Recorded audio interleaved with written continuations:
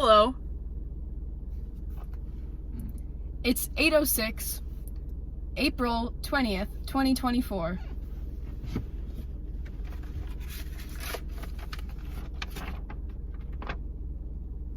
Contrary to popular belief, this is not our Wonka review.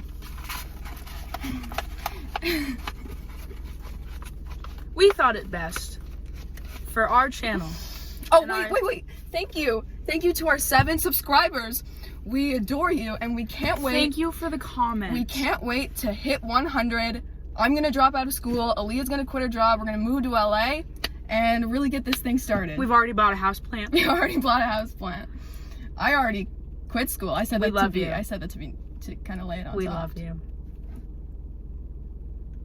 Love our supporters. Okay. To start it out, we figured it was best that our fans, our viewers, our followers, Our viewership, that we foster a community based on trust. To do that, you have to know Our favorite movies. our favorite movies. This is, as everyone in the movie appreciation world knows, a hard thing to talk about. It's an uncomfortable question.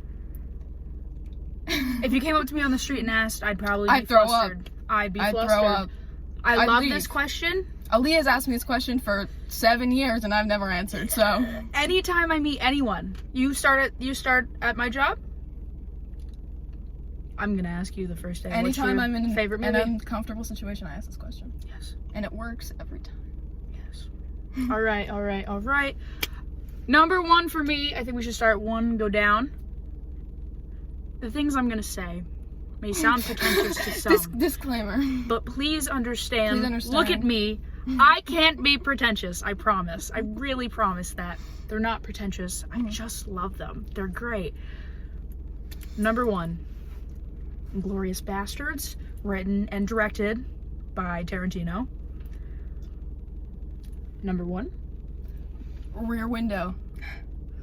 Not pretentious, because it's a movie from my childhood. I think that an important facet to what makes a favorite movie is when it was introduced to you, where you were, the age at which you ingested it for the first time, and it's one of my mom's favorite movies, and so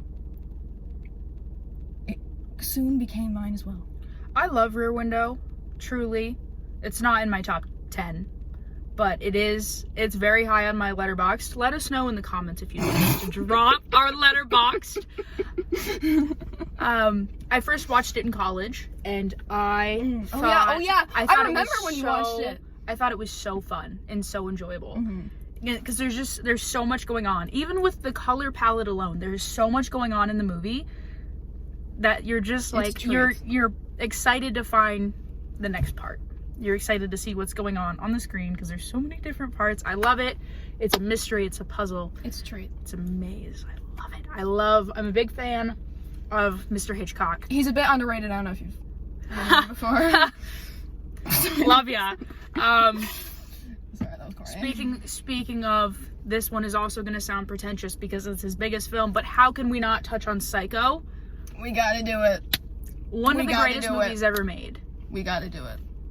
A real, and I've been just sorry. No, just one moment. I've been saying this my whole life since I first watched Psycho and like got any understanding of film and how it works, that is a real coming of age story. Mm-hmm. And I've never said it to somebody and have them be like, you're right. It's always just like, all right, weird.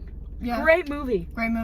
Alfred knows how to capture a beautiful woman in torture. We also need to mention his wife, because she played a very big role in all of his movies. Love her. She's a baddie. Queen. She was the one with the knowledge. Yep. Were we gonna touch on Tarantino at all in Inglourious Basterds or no? We could do. Should we circle back? If you would like, we could do a whole video just talking about our favorite Quentin Tarantino movies, because he is a really big guy. For me, pretty sure for Mia, I've been friends with her since she was 12, and I'm sure we have talked about Tarantino for a good 50% of our conversations. All right. Second film favorite. number 2. No, you go. Me? You lead us, please. I'm gonna say it depends on how we're talking. If it's just like a movie that's so incredibly impressive and I'm just in awe of it, it's gonna be There Will Be Blood, which has Daniel Day-Lewis as the main character, and I am a huge Daniel Day-Lewis fan. Him in Lincoln, amazing. If it's for fun though, I'm gonna say The Goonies, because I'm also a big Spielberg fan, and that movie makes me feel like I'm on an adventure. It's the 80s. I'm a kid on my bike in the 80s with my friends, and I've got a flashlight, and it's Stranger Things, man. Yeah. Okay? Mia's second favorite film is Roman Holiday, with Mr. Gregory Peck, who is a fave amongst us, and Miss Audrey Hepburn. Some might say overrated, overdone, overblown. To which I say, never have I seen a film where I have felt as much peace and tranquility. And it has a fabulous ending, and I think modern romantic comedies need a revival, and they need a revival of like semi-ambiguous endings. You know what I mean? We can have a rom-com with a sad, bittersweet ending. I think they're even better. Wonderful. Wonderful. I love that. Gregory Peck. He's one He's of a your star. favorites. He's a star. I loved him as Atticus Finch. That was a very big story. When we were in school, you know, as I believe it's all across the U.S., they are shown that in school. To Kill a Mockingbird, amazing Much film, love. amazing book. I Much feel like it love. really changed my perspective of Gregory Peck. He went from just being like an average actor to, oh man, he is one of the greatest in the game. He is one of the greatest. I love him. Loved him in that. Great in The Omen. Great Awesome in The guy. Omen. Not a fan Great of in The The Omen. Omen Part 2. Great in The Omen revival. His screen time really made that movie. He's a cool Splendor. guy. He's a cool guy, and he did some really good work. He's a treat. For my third, I believe on my Letterboxd, it's Full Metal Jacket. But when, like, actually, as I sit here and think about it, I don't think that's my third. It's up there. I love Full Metal Jacket. Stanley Kubrick was a terrible person. Terrible man. But, oh boy, could he make a movie. Oh boy! He could. He's oh. looking up at us right now, and he's He could thinking, make at a least movie. they know I could make it. Because, you know what? He could make a movie. He can make a movie. All right. Go ahead. My third, let me bring up the date of which it was released. The 2008 drama/road film, 1 Million Yen Girl. Was this critically acclaimed? Not to the extent I think it should have been. I think it was a beautiful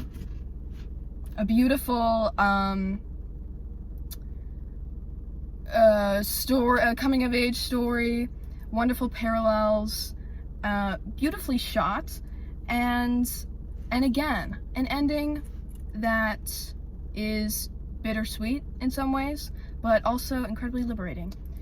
Yeah, those are my faves. I pirated it. I don't know if I can say this. I don't know if I'm gonna get in legal trouble.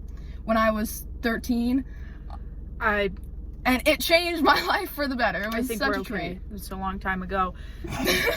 She does not do that now. No. I think we should also mention honorable mentions. Mm-hmm. I love The Shining. Big into The Shining. Big Shining fans out here. Big Shining guys. Great one. Love that. I love, dare I say, Pulp Fiction. The things it 30th did to anniversary. Me, the things it did to me at 12, can't tell you. I got a bob. I got bangs. I drew nosebleeds on everything I for love it. quite a long time. I love it. Mia Wallace. Yes. Okay, other favorites. Your final favorite? No, I'm just like Your adding other in. favorites? Just other favorite movies I like.